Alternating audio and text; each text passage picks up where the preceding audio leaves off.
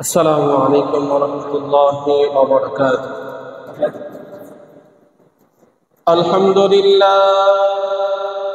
الحمد لله نحمده ونستعينه ونستغفره ونؤمن به ونتوكل عليه ونعوذ بالله من شرور أنفسنا من يهده الله فلا مضل له ومن يضلله فلا هادي له أي فلا تجد له وليا مرشدا ونشهد أن لا إله إلا الله وحده لا شريك له ونشهد أن سيدنا وسندنا وحبيبنا وحبيب ربنا ومولانا محمدا عبد الله ورسوله أما بعد فأعوذ بالله من الشيطان الرجيم بسم الله الرحمن الرحيم وإذ قال موسى لقومه يا قوم إنكم ظلمتم أنفسكم باتخاذكم العجل فتوبوا إلى بارئكم فاقتلوا أنفسكم ذلكم خير لكم عند ربكم فتاب عليكم إنه هو التواب الرحيم وقال رسول الله صلى الله عليه وسلم يا أيها الناس على كل أهل بيت في كل عام أضحية إن الله وملائكته يصلون على النبي يا أيها الذين آمنوا صلوا عليه إن الله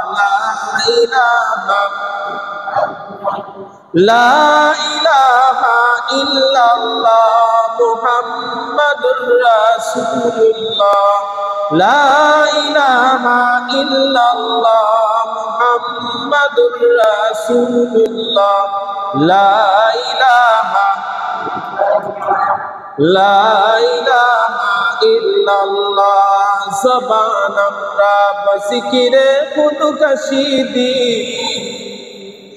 জবান আমরা বসিকিরে খুদকশি দি নয়া বমরা কিয়া সে পেশ জাদি লা ইলাহা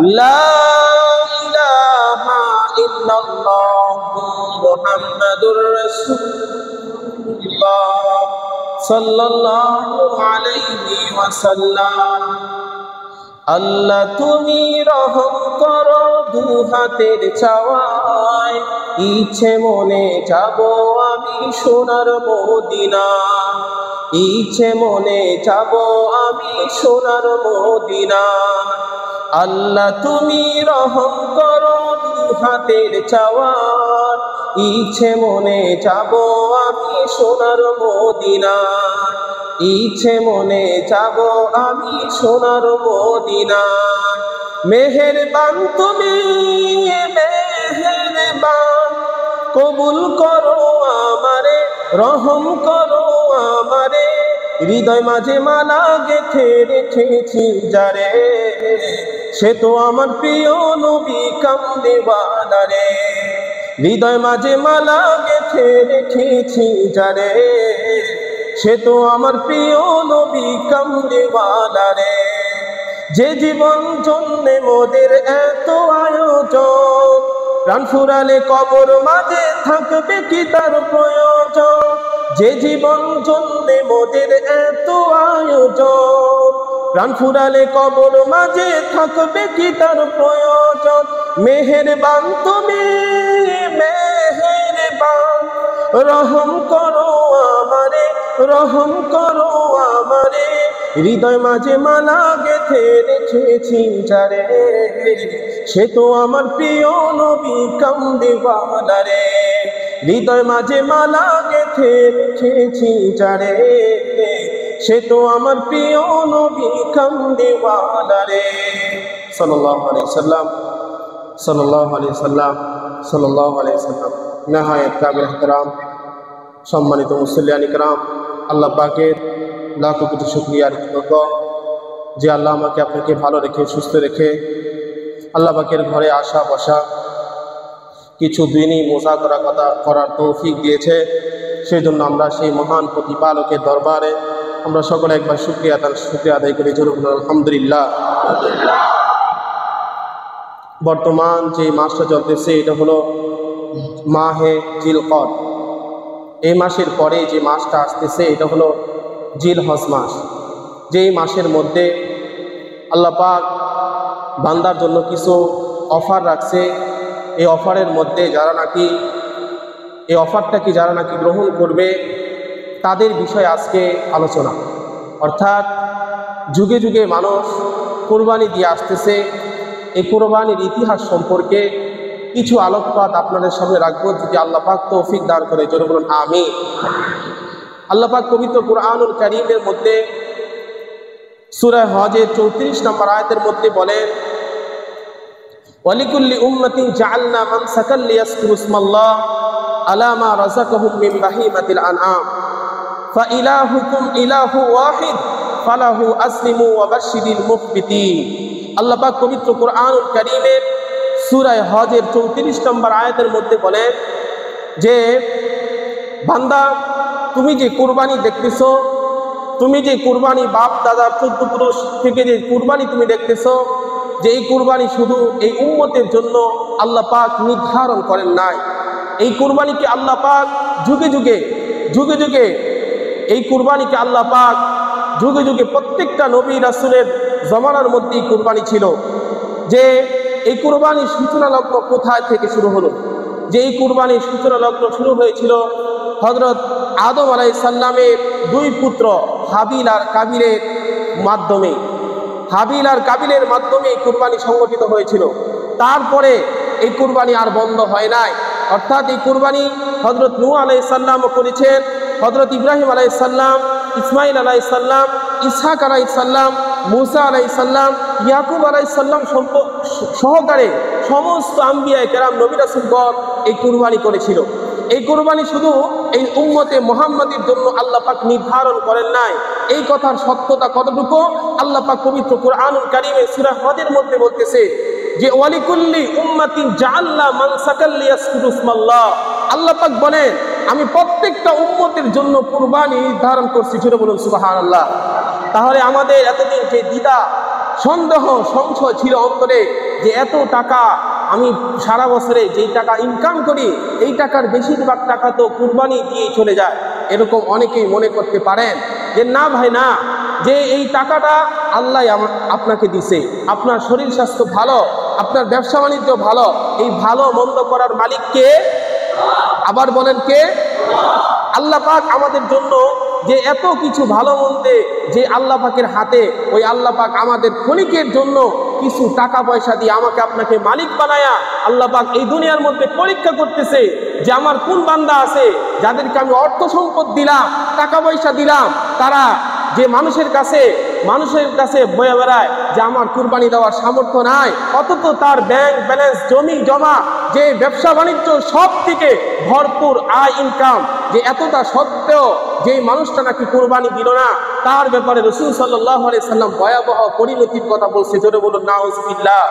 মুহতারাম হাজিরিন, তাহলে আমরা এক পাঠ চলে গেল, সেটা হলো যে এই কুরবানি এটা শুধু এই উম্মতের জন্য আল্লাহ পাক নির্ধারণ করেন নাই। এর উত্তর কি?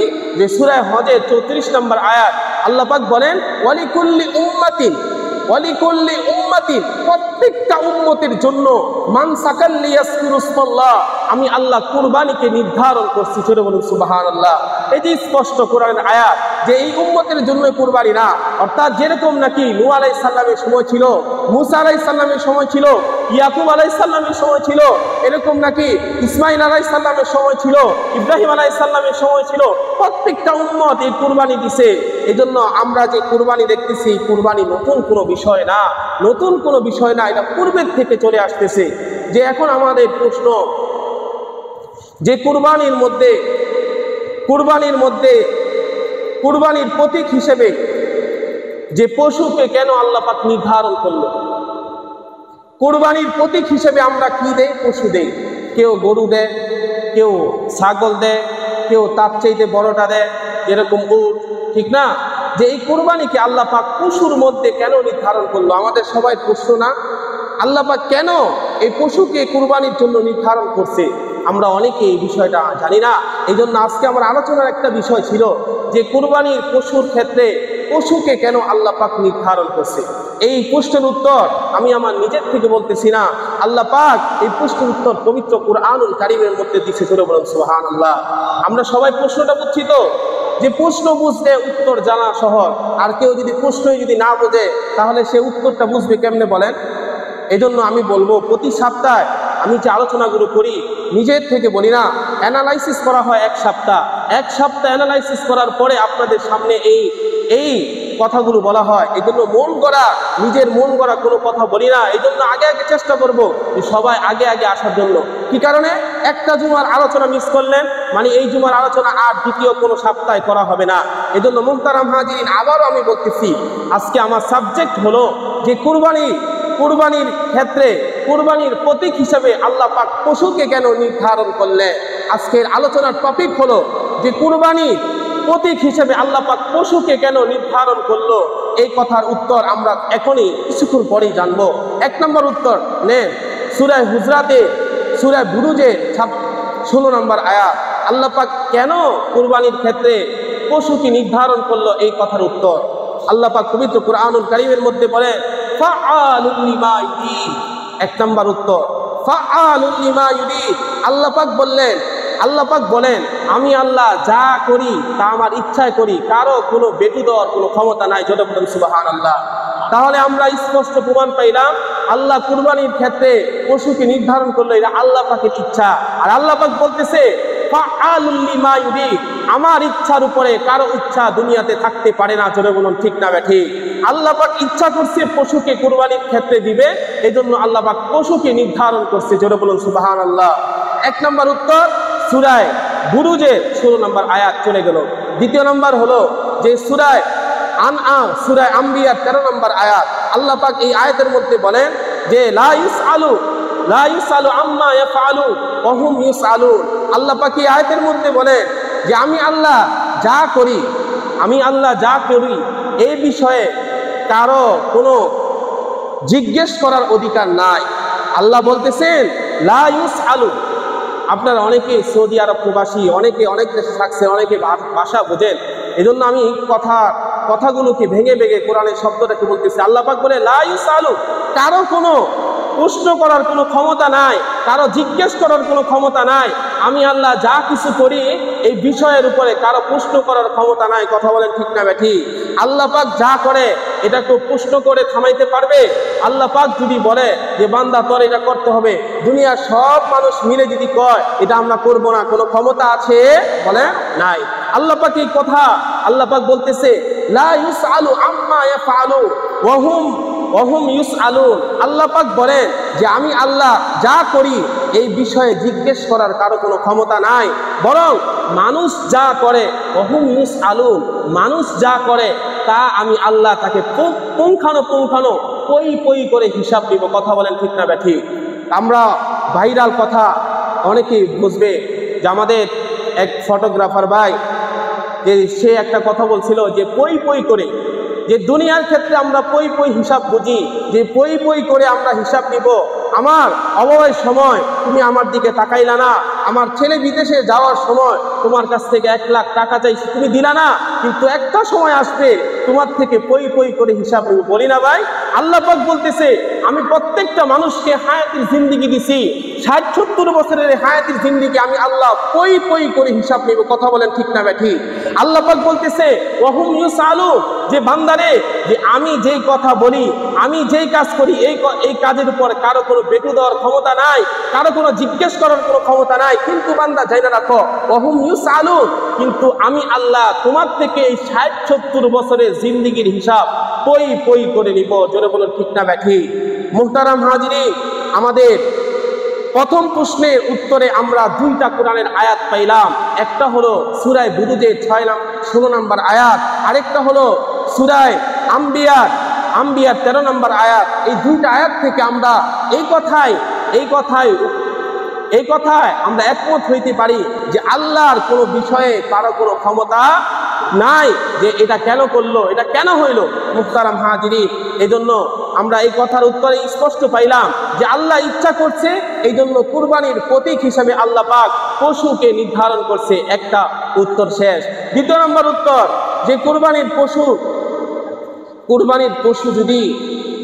প্রতীক যদি পশুকে না রাখা হইতো, ঠিক আছে, তাহলে মানুষ বড় বিভ্রান্তের মধ্যে পড়ত। কুরবানির প্রতীক যদি আল্লাহ পাক পশুকে নির্ধারিত না করত, তাহলে বান্দা খুব বিপদের মধ্যে পড়ত। বরং আল্লাহ পাক মেহেরবানি করে, আল্লাহ পাক মানুষের উপর দয়া করে এই পশুকে আল্লাহ পাক নির্ধারণ করছে। যেটা বলুন সুবহানাল্লাহ। যে কুরবানির প্রতীক হিসেবে পশুকে নির্ধারণ করা, এটা আল্লাহ পাক বান্দার উপর একটা ভালোবাসার বহির্বিকাশ আর নিদর্শন ঘটাইল। যেটা বলুন সুবহানাল্লাহ। কেমন ভালোবাসা? যদি আল্লাহ পাক প্রিয় বস্তুকে, আল্লাহ পাক যেমন নাকি প্রিয় বস্তু হযরতে ইব্রাহিম আলাইহিস সালামের পুত্র, আলোচনা অনেক লম্বা হয়ে যাবে, এই জন্য আমি বিষয়গুলোকে খুব জাস্টিফাই করে সংক্ষেপে নিয়ে আসছি, যাতে করে সবাই বুঝতে সহজ হয়। মুহতারাম হাজিরিন, আমার এই পর্যন্ত যে কথাগুলো বললাম সবাই বুঝছেন তো ইনশাআল্লাহ? 2 নম্বর প্রশ্নের উত্তর হলো যে আল্লাহ পাক যদি নিজের প্রিয় বস্তু কোনটা? নিজের ছেলে, নিজের সন্তানের তিনি কি প্রিয় বস্তু পৃথিবীতে আছে?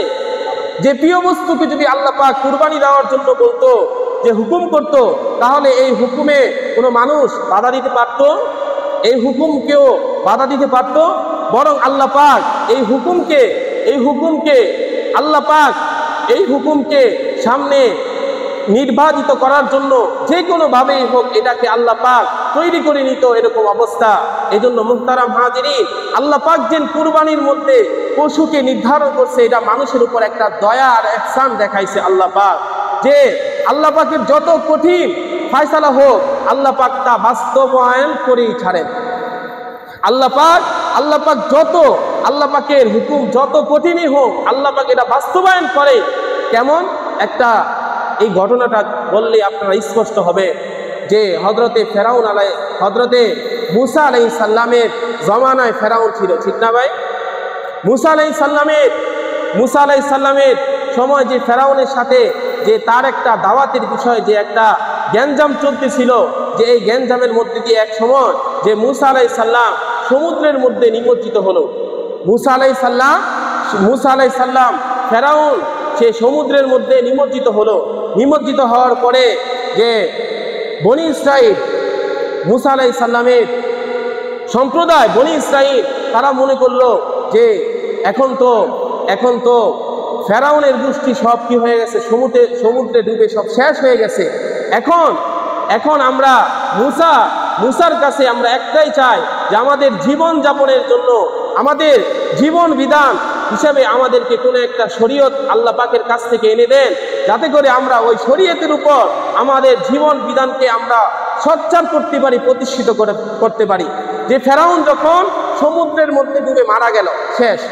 এখন বনি ইসরাইল পৃথিবীতে আছে তো, ঠিক না?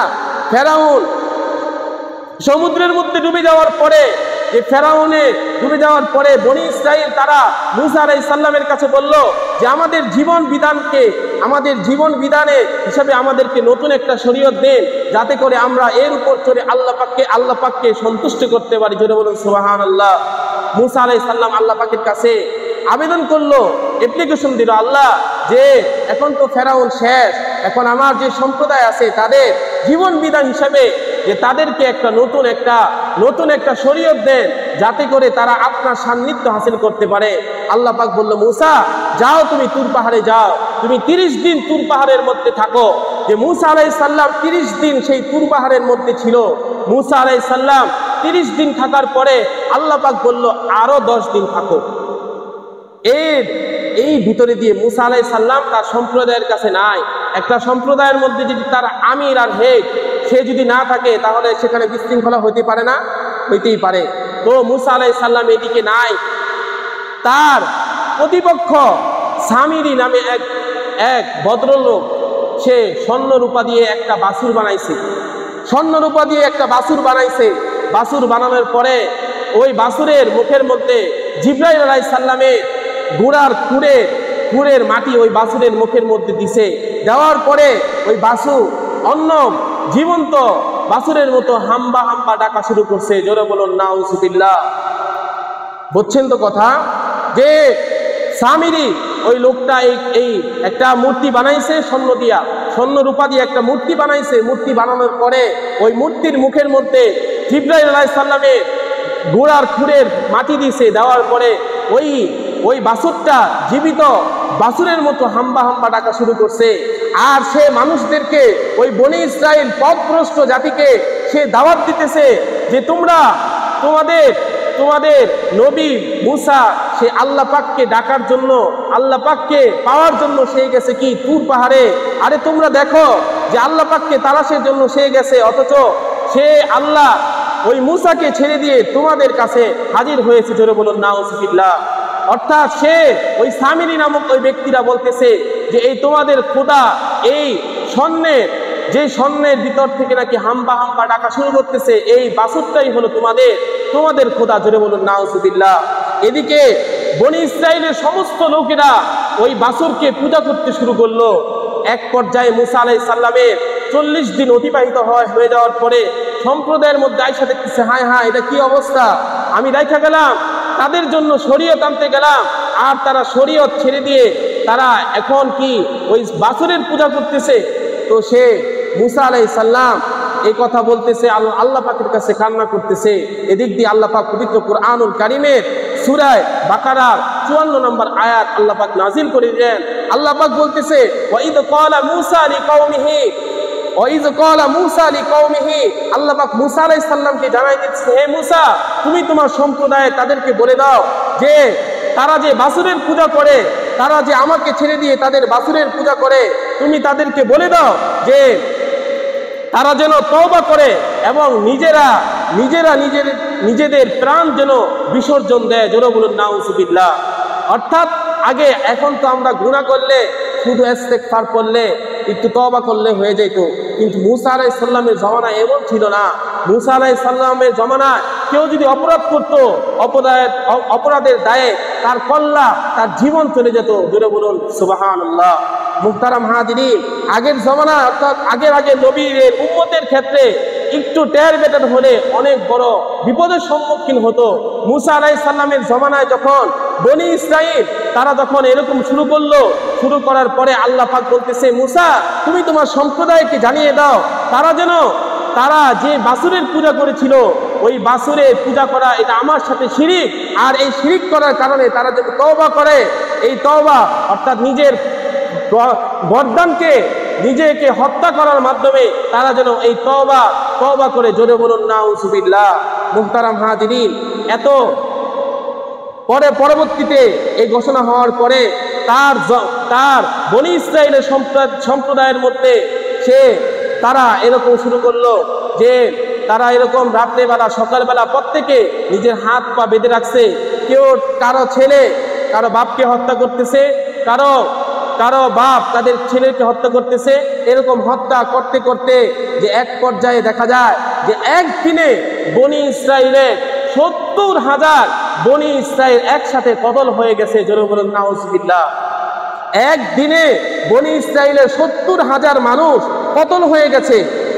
মুহতারাম হাজিরিন, আমার দীর্ঘ আলোচনা করার বিষয় না, আমি আপনাদেরকে বোঝানোর উদ্দেশ্য যে এখানে আল্লাহ পাক যে যখন নাকি আল্লাহ নবী মুসা আলাইহিস সালাম আল্লাহর কাছে দোয়া করলো, হারুন আলাইহিস সালাম আল্লাহর কাছে দোয়া করলো, আয় আল্লাহ, যে আমার জাতি ভুল করছে তাদেরকে ক্ষমা করে দেন। পরবর্তীতে আল্লাহ পাক জিবরাইলের মাধ্যমে আয়াত নাযিল করছে, ইন্নাহু হুয়াত তাওয়াবুর রহিম, যে হে মুসা, তুমি তোমার সম্প্রদায়কে জানাই দাও আর মানুষ কতল করতে হবে না, মানুষকে নিজের জীবন কুরবানি করতে হবে না, তারা যেন এখান থেকে শিক্ষা গ্রহণ করে নেয় যে আমি আল্লাহ তাদেরকে মাফ করে দিলাম। জোরে বলুন সুবহানাল্লাহ। মুহতারাম হাজিরিন, যে কুরবানির ক্ষেত্রে আল্লাহ তাআলা এই ধরনের হুকুম দিলেন যে পশু কুরবানি করতে হবে। যদি মানুষ কুরবানি করতে হবে যদি বলতো, এতদিন এই মানুষ দেখা যাইতো। বর্তমানে বাংলাদেশে কত কোটি? 18 কোটি মানুষ। যে 18 কোটির মধ্যে কয় কোটি মানুষ জীবিত থাকতো? যদি আল্লাহ পাক এই আইন যদি আল্লাহ পাক নির্ধারিত করতো যে কুরবানির বদৌলতে যে মানুষকে কি করা লাগবে, হত্যা করা লাগবে, মানুষকে কুরবানি দিতে হবে, তাহলে এতদিন এত মানুষ থাকতো না। তাহলে আমি এই বিষয়টাই বোঝানোর জন্য এই ঘটনাটা আনার উদ্দেশ্য যে আল্লাহ পাক যে মেহেরবানি করে আমাদের উপর ভালোবাসার নিদর্শন স্বরূপ এই কুরবানির প্রতীক হিসাবে পশুকে নির্ধারণ করছে। জোরে বলুন সুবহানাল্লাহ। সবার বুঝে আসছে তো যে আল্লাহ পাকের অনেক বড় মেহেরবানি। আল্লাহ পাকের মেহেরবানিতে এই পশুকে আল্লাহ পাক যে আমাদের ভালোবাসে, আল্লাহ পাক যেন আমাদেরকে ভালোবাসেন, এই ভালোবাসা স্বরূপ আল্লাহ পাক কি করছে, যে আল্লাহ পাক যে পশুকে নির্ধারণ করছে। তাহলে আমাদের এই বিষয়টা স্পষ্ট হয়ে গেল যে আল্লাহ পাক কুরবানির ক্ষেত্রে কেন আল্লাহ পাক পশুকে নির্ধারণ করছে। এক নম্বর উত্তর, ফাআলুল লিমা ইউরিদ, আল্লাহ পাক যা ইচ্ছা তা করে, তার মধ্যে কোনো মানুষের বেতু দেওয়ার কোনো ক্ষমতা নাই। দ্বিতীয় নম্বর হলো লা ইউসআলু আম্মা ইয়াফআলু, আল্লাহ পাক করে বান্দা তোর কি ক্ষমতা, তোর এই 3.5 বডি কে বানাইছে, তোর এই চোখ কে দিছে, তোর এই হাত কে দিছে, তোর এই চোখের ইশারা কার ইশারায় চলে, তুই যে নিঃশ্বাস প্রশ্বাস নেয় সেটা কার ইশারায় চলে, পুরা দেহই তো আমি আল্লাহ, তোর আবার কিসের আমার উপরে আঙ্গুল উঠানোর ক্ষমতা কে দিচ্ছে? কথা বলেন ঠিক না ঠিক? কিন্তু বর্তমানে বাংলাদেশের মধ্যে কিছু নাস্তিক, কিছু মুরতাদ, তারা মনে করে যে প্রতি বছর কুরবানি করার দ্বারা পশুকে হত্যা করা হয়, এটা হলো যে পশু হত্যা মহাপাপ, এরকম তারা বলে বেড়ায়। কথা বলেন ঠিক না ঠিক? আরে পশুত্ব, বাচ্চার পশুত্ব, আজকে যদি মানুষকে যদি হত্যা করা হতো, বনি ইসরাইলের মতো জাতি তাদেরকে হত্যা করছে একদিনে 70,000 মানুষকে হত্যা করছে। আর আজকে যদি এই প্রথা যদি থাকতো যে পশুর বিপরীতে মানুষ হত্যা করা লাগবে, মানুষকে কুরবানি দিতে হবে, তাহলে আজকে পৃথিবীর মধ্যে এত কোটি মানুষ দেখা যাইতো না, নবীর এত উম্মত দেখা যাইতো না। কথা বলেন ঠিক না ঠিক? তাহলে আমরা দুইটা কথা স্পষ্ট করে শুনে নেই যে আল্লাহ পাক কুরবানির প্রতীক হিসেবে পশুকে কেন নির্ধারণ করছে। এক নাম্বার উত্তর হলো আল্লাহ পাক যা করেন বান্দার মঙ্গলের জন্য করেন, এই জন্য নির্ধারণ করছে। দ্বিতীয় নাম্বার উত্তর হলো যে আল্লাহ পাক যেন আমাদের সবাইকে ভালোবাসে, এই ভালোবাসার নিদর্শন স্বরূপ আল্লাহ পাক পশুকে নির্ধারণ করছে। তাহলে আমরা আজকে আমাদের অন্তরের মধ্যে এই প্রশ্ন আর কখনো থাকবে না, কেন আমরা প্রতি বছর এত লাখ লাখ পশু জবাই করি, কেন আমরা এত ছাগল জব করি, কেন আমরা এত উট জব করি। তাহলে আমরা এই কথা স্পষ্ট হয়েছে তো ইনশাআল্লাহ। আলোচনা যদিও কয়েক মিনিট চলে গেছে, আলহামদুলিল্লাহ আমার বিষয়টা শেষ হয়েছে। আরো অনেক কথা বলার ছিল, ইনশাআল্লাহ বাকি কুরবানির আগে আর 2টা সপ্তাহ আছে। কুরবানির বাকি আর মাত্র 16 দিন বাকি। এজন্য আমি বলবো যে সমস্ত সামর্থ্যবান ভাইয়েরা আছেন, তারা কুরবানি করলে কি লাভ বলতে পারলাম না, ইনশাআল্লাহ সামনের সপ্তাহ ধারাবাহিক আলোচনা চলবে। আল্লাহ পাক আমাদের সকলকে এই কুরবানির মাধ্যমে আধ্যাত্মিক জগতে আল্লাহ পাকে সান্নিধ্য হাসিল করার তৌফিক দান করুক। জোরে বলুন আমিন। যারা সামর্থ্যহীন ভাইরা আছেন, আমরা এখন থেকে প্রস্তুতি নেই যে কুরবানি সারা বছর আল্লাহ পাক দিতে বলেন না, শুধু 3 দিন, শুধু কয় দিন? 3 দিন, জিলহজ মাসে 3 দিন। এই 3 দিনের মধ্যে আমাদের অফার, এই 3 দিনের মধ্যে আমরা যারা আল্লাহ পাককে রাজি আর খুশি করতে পারি, তারা এই পশু কুরবানির মাধ্যমে আমরা আল্লাহ পাককে রাজি আর খুশি করতে পারবো। বছরের অন্য 356 দিন, 366 দিন, এরকম 362 দিনের কথা আল্লাহ পাক 65 দিনের কথা বলে নাই, যে 3 দিনের মধ্যে যারা নাকি কুরবানি দিবে আল্লাহ পাক তাদের জন্য বিশেষ অফার রাখছে। ইনশাআল্লাহ সামনের সপ্তাহে আলোচনা হবে যে কুরবানি করলে কি লাভ, আর কুরবানি করার জন্য কি কি শর্ত, আল্লাহ পাক আমাদের সকলকে এই বিষয়ের উপর আমল করার তৌফিক দান করুন। জোরে বলুন আমিন। ওয়া মা তৌফিকি ইল্লা বিল্লাহ। যারা সুন্নত পড়ি নাই কবলার জন্য চারা করছেন।